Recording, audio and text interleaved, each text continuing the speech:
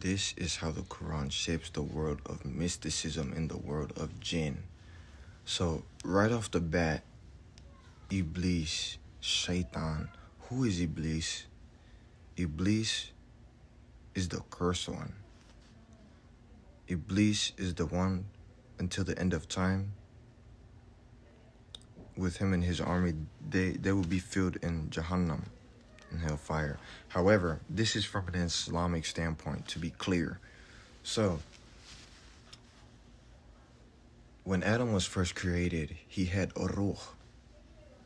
He was not alive yet, but God, when he gave life into him, Adam sneezed. So before that, before he had life given into him, Iblis, he was flowing through him like electricity. Iblis said, he is indeed a weak being. And hence why we get these crazy thoughts and feelings. I'm not saying the jinn are like running through us like electricity, but they are in our blood, because according to the Prophet Muhammad, from an Islamic standpoint, we all have a qareen and we have an angel. A qareen is your personal devil, and then you have your angel. So, you choose who you want to listen to and live how you want to live.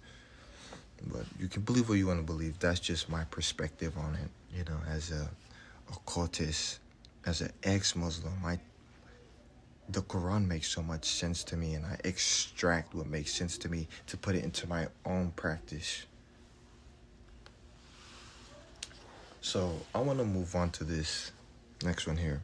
Let's move on to Babylon, where magic evolved. The two angels that were sent to Babylon were called Harun and Marun. Harun and Marun. These people were sent to these people as a test. They were angels. It's important to consider hadiths as well. Hadiths, the meaning of that means basically the group or the companions of the Prophet Muhammad at that time, they saw what he did and they recorded it, basically. That's what hadiths are. So they saw what he did and what he said, and they recorded it.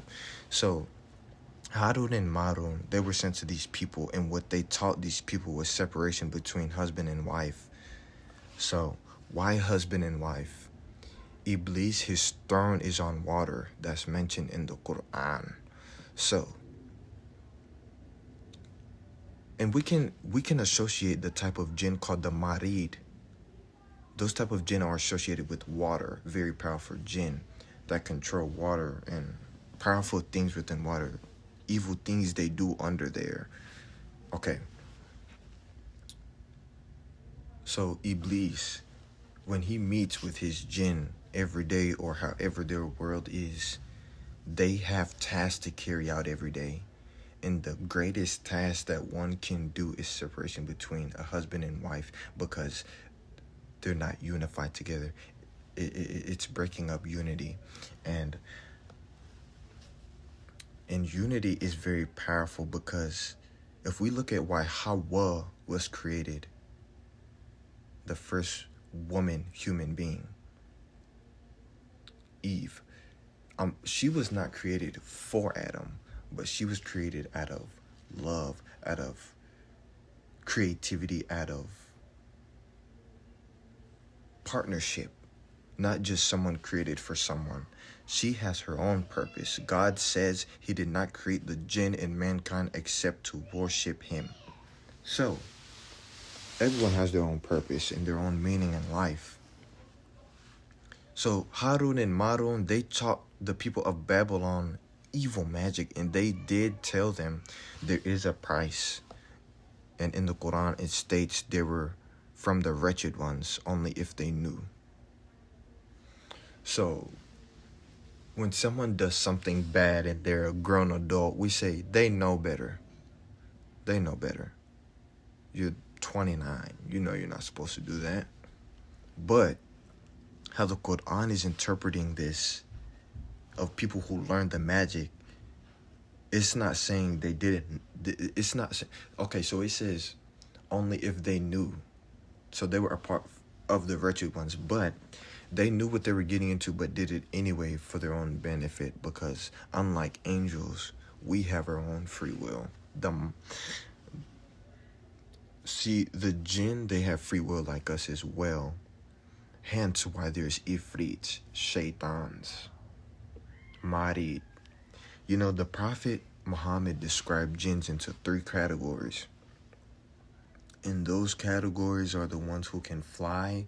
There's the ones who choose to stay, like, you know, in a specific spot, like in people's homes, whether they're evil or good.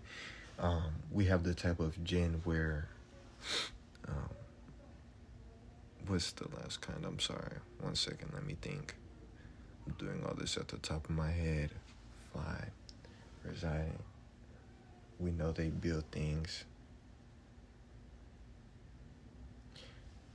Okay, so I'm just gonna, I don't know that third part. I don't want to stay too long on it.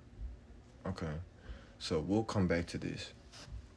So the jinn, Allah states they're made from smokeless fire. Iblis was of the jinn. He was not an angel. So this defeats the Christian notion about fallen angels. Allah says he was of the jinn. And he states jinn are made from smokeless fire. Scorching fire. It states that as well. Scorching fire. Meaning they're made from the best part of the flame. Tip of the flame. Allah commanded when Adam was first created. Allah commanded the angels and Iblis, the jinn. He is a jinn. To bow down to Adam out of respect, not worship. Iblis says, I am better than him. I am made from fire. He is made from clay. I mean, that notion right there, it states what Iblis is. And we all know what he asked for from Allah. He asked for time so he can deceive all the children of Adam that come after him, like how he did Hawa and Adam. So that was his wish, and Allah granted him that. Allah grants whatever he wills.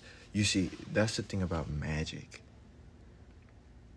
If I decide to go put a spell on this person, I could do that, but it's like 50-50. You know, because if I could do it with the help of the jinn that I work with, but me doing that with the help of the jinn that I'm working with, Allah seeing that, he could be like, you know, it just won't affect that person. He just might not let it happen, which is, you know, that's how life is. Not everything is always we have limitations, just like the jinn. So this story here about the Prophet Solomon, when he asked, we know that he controlled the jinn from the will of Allah according to the Islamic perspective. Solomon asked the jinn, from the jinn, which one of you basically can bring the throne of Sheba to me? One of the powerful ifrits from among them said, I could bring it to you basically in the blink of an eye before you even stand up from your seat. So it's different type of jinns. Yes, that's the last part. Different types of jinns. You see, there's ones that can fly. There are ones that are just, you know, that can't fly. They do different things. They have different strengths. But regardless, the average jinn is still more physically capable to do more than a human being is. Now, when it comes to the mind, the intellectuality of our minds is far greater than jinns. Yes, they live for thousands of years. I'm not sure if it's all of them, but they definitely live for a long time, hence why their knowledge is so glorified and powerful, because they've seen, they know, they're like, oh, we know his descendants. We know what they did. We know what they practiced. We know how to deceive the next group of civilization that comes about. You know, they've seen it. They've lived it. So that's nothing to them to be like, let's deceive this next group of people. And the way it's being portrayed today is different. For example, Fir'aun, he was one of the biggest tyrants of the world, oppressing people, killing newborn baby boys because he had a dream from God that he was going to be overthrown by a boy, which he was still overthrown anyway. So Fir'aun had this system when he got that dream. He said he's going to kill every newborn baby boy. I'm not sure if it was every year or every other year. Excuse me on that. But that's what he did. He killed them. And the year Prophet Musa was born was the year he was slaughtering baby boys. So that specific year, God gave Musa's mother instructions of what to do with him. She put him in a basket in a river. I'm not sure which river it was. However, doing so, fate meets fate.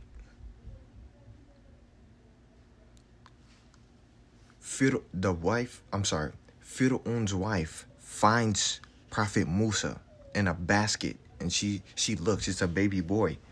She doesn't have kids. She really wants a kid, so she keeps Prophet Musa and raises him. But look at this here. When she finds him, she tries to breastfeed him. But he's still crying. She tries to find different women to do that. But Lord, behold, a woman says, I know a woman that's really good with kids and, this and that. And Lord, behold, who is it? It's Musa's mother. So she's in the same, palace with Fir'aun's wife, taking care of her son. The world works in mysterious ways, but if we go back to Babylon and what they practice, the evolution of magic, real magic, they were tying knots and doing all types of stuff, which is a part of it. But this is how we know magic is real, especially from an Islamic standpoint. The Prophet Muhammad had sihr done on him. What is sihr? Sihr is magic, unseen forces affecting you that you cannot see.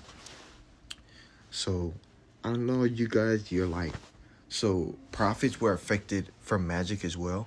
I mean, of civilization, a lot of prophets were killed that a lot of people don't even know were prophets.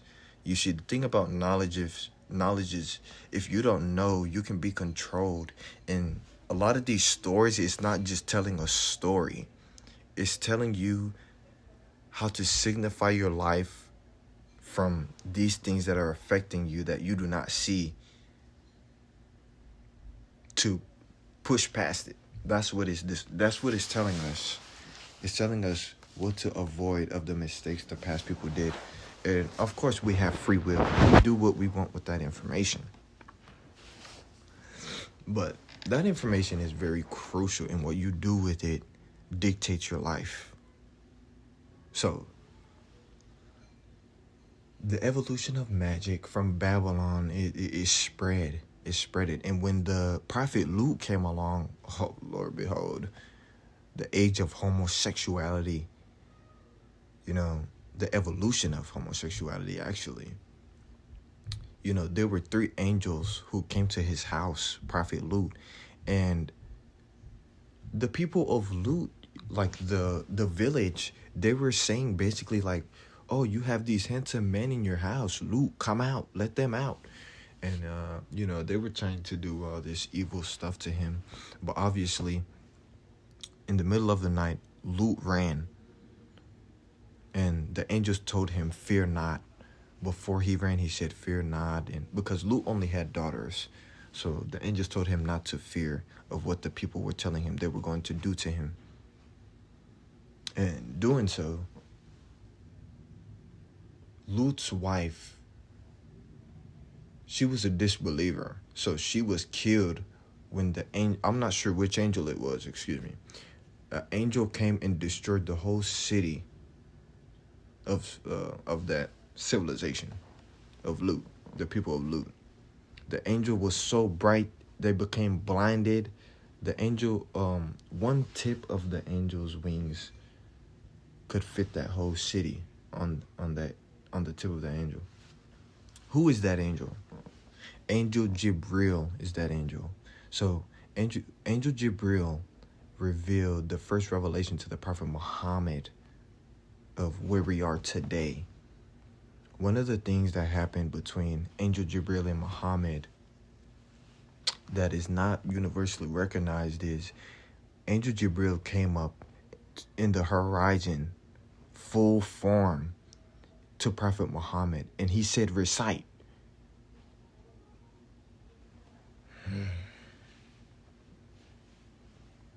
What is he reciting? The Prophet Muhammad doesn't know how to read, so he's confused. He doesn't know what to recite. He's trembling. He's so scared. The angel Jibril keeps saying, recite. He still doesn't know. So he goes back home. When he comes back, his wife, Aisha, Rabu Allahu anha, she hugs him, and he tells her what happened, and she's like, in her head, she's like, you're the most righteous human being ever. How could that happen to you? God wouldn't let anything like that happen to you. But then she realizes it's a test. It's a revelation about to come out. And that's how the Prophet Muhammad and Jibril start going on these night journeys.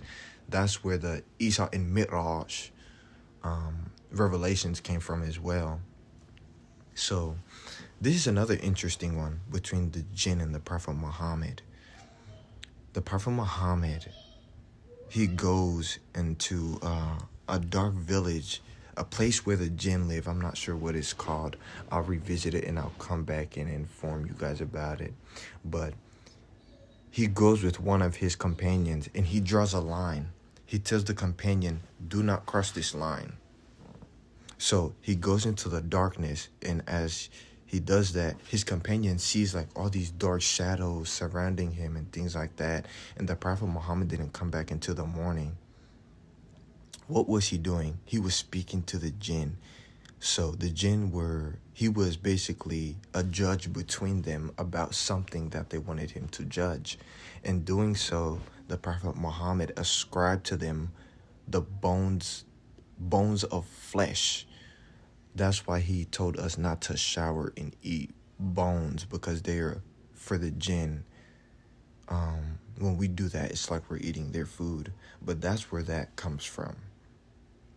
And I find that so interesting, because the Jinns were talking to him and this and that, and they asked for some things as well. And that's one of the things that, he was able to give them bones to eat, And